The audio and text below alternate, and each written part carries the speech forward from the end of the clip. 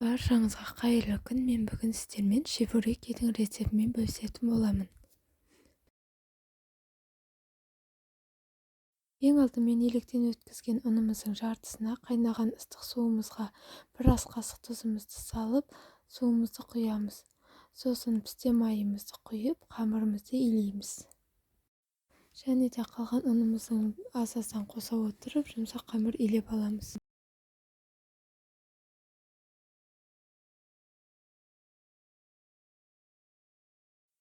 Қамырымызды илеп болғаннан кейін 10-15 минутқа тындырып қоямыз. Ал қамырымыз тындырып қойған уақытта салмасын дайындаймыз. Фаршымызға пиязымызды үккіштен өткізіп, дәміне қарай тұз, қара бұрышымызды салып, жақсылап араластырамыз.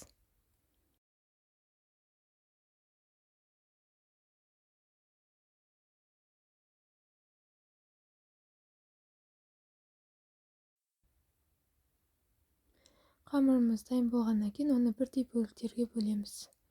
Бөліктерге бөліп болған соң домалақтап, қайтадан пакетімізге салып, 10-15 минутқа қалдырамыз. Мен қамырымды орташа бөліктерге бөлдім. Менде 19 штук чебуреки шықты.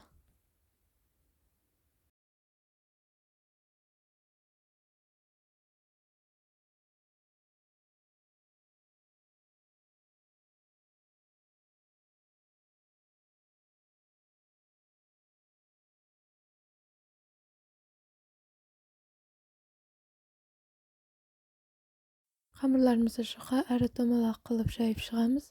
Сосын ортасына салмасын салып, шеттерін вилкамен біріктіріп шығамыз.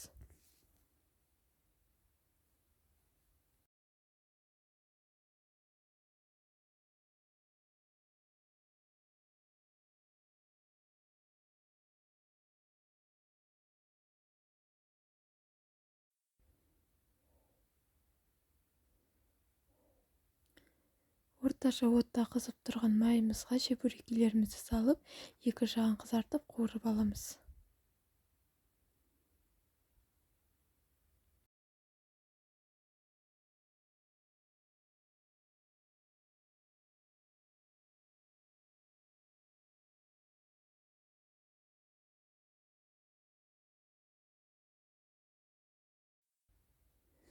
Міне осымен чебурекиіміз дайын. Жасап көріңіздер, өте дәмді, керемет шығады. Барлықтарыңызға ас болсын.